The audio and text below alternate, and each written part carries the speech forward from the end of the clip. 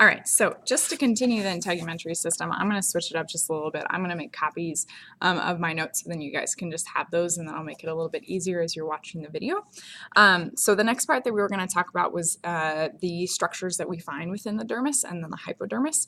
So remember that in the dermis, we're going to find things like sweat glands, hair follicle, we've got sebaceous glands, our erector pili muscles. We have those big collagen bundles of those fibers. And then, of course, we're going to have lots of different sensory nerve endings. So this is kind of the picture that I have created here in the notes. And so you'll notice that the hair follicle actually is an invagination from the epithelial cells.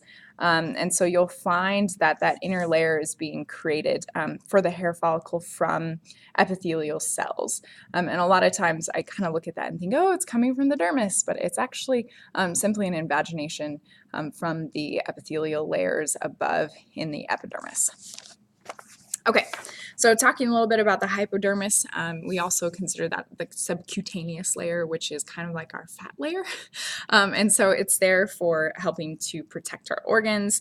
Of course, it's going to be energy storage because that's all fat is, and adipose tissue. And then, of course, thermal insulation. So us ladies, of course, we're going to find that we have more of that thermal insulation. We have just a little bit thicker layer of that adipose tissue. So don't worry, it's normal. That's what we're supposed to have.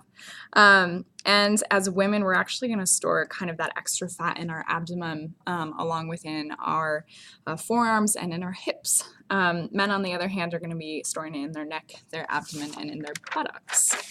Yay for guys. All right. Some other pieces that we know within the skin is that our color is actually affected by a couple different things. So, of course, we've got melanocytes, which are going to be creating melanin. Remember that each person has pretty much the same number of those cells, those melanocytes, but it depends on the amount of production of melanin, what color of skin you're going to have. The pigment of melanin can actually have slightly different colors as well, which can affect skin tone. So you can be kind of like me, being more kind of a pale yellow color, or you can be like someone who has more of a pink color, or of course you can have dark skin. So there's lots of options there with melanin. So just remember that that affects the color of our skin, along with the hemoglobin that we find in our blood and also keratin that we get from our food. So keratin is really important just in that, for one, it does give us our color, but the other side is that we use it and we convert it into vitamin A, which is important for our vision. So without enough vitamin A, our eyes can actually have a pretty big hit function-wise. So a couple other things we're going to talk about, those keratinocytes that we spoke of in the epithelial tissue within the epidermis. We find it throughout the entire strata of the epidermis, and they are going to be alive at the bottom layer, so that basal layer. They're going to be alive there, but as it moves up through the layers, they're going to go ahead and become dead, actually. So again, when you scratch your skin and you have little flakes that come off, those are just keratinocytes that are actually dead and full of keratin, so they're not alive anymore.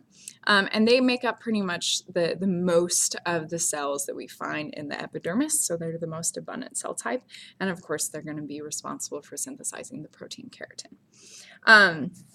One of the things that we know within the skin is that we can go ahead and put patches on our skin. So if you're thinking about like a nicotine patch, or you're thinking about a birth control patch, those are actually going to be lipid soluble so that they're capable of going straight through our skin. So if you remember, the cell membrane is going to be made of that phospholipid bilayer. And so it's easier for a substance that is lipid soluble, so that means that it's something that is also a non-polar molecule, so any sort of oils are capable of slowly entering into the skin versus something that is water soluble. And so drugs that are put onto the skin are going to be lipids or lipid soluble, and they're going to slowly absorb into the skin, and that's one of the ways that those drugs are actually introduced into the body. Of course, our skin is really important for protecting us, not only from abrasions and bumping into things, but also from skin. And so one of the major things that our body has happening to it in the summertime particularly is when we go out and we get sun. And the biggest risk for cancer is actually just those UV rays. So putting sunscreen on, have to do. A couple of other things that we find within the epidermis and the skin in general is that we've got these different secretions that are coming out from different sort of glands. So of course we know we have the sebaceous gland that's attached to the hair follicle that we saw in our picture before. Sebaceous glands go ahead and secrete what's called sebum, which is important for fighting against bacterial infections as well as lubricating our hair and our face and keeping it and moisturized and all those different kinds of things. Same kind of cell or gland that's found in our ears secretes cerumen or cerumen, and it just helps to lubricate the ear canal, and that is the stuff that you pull out with your, when you go ahead and clean your ears out in the morning. Also, we've got some other things like the apocrine sweat glands. Those are going to be found in all the stinky places, so our armpits, our groin. That's where we're going to go ahead and find these sweat glands. And interestingly enough, they're not in apocrine glands, which are the ones where the apical side or the top side of the cell actually breaks off, and that's what becomes the secretion portion. They're going to be more like merocrine glands, where they're just, they have little vesicles that are going to go ahead and push out of the cell to make that smelly deliciousness that we smell when we sweat. The other parts that we know that we find within our skin are going to be the hair. So our hair is actually really important it has a sensory function. Each little hair follicle has a nerve ending with it, which is fascinating. So you can feel the wind blow against your hair or when someone touches you. They're also there for heat retention, particularly on our head. The scalp is where we're going to find the most hair. They're also there for pheromone dispersal, so our smell is going to be found within our hair. Of course, protection and then visual identification, especially, if you know that someone has crazy colored hair, it's very easy to identify them. So the epithelial tissue root of the hair, of course, like I mentioned before, is going to be coming from the epidermis, and that's going to be that inner layer there where we find those cells are going to be reproducing and pushing the hair follicle, not the hair follicle, but the hair strand out. Also, just remember that when we get goosebumps, that's just coming from the rector pili muscle that's going to be pulling on that hair to go ahead and bring it up.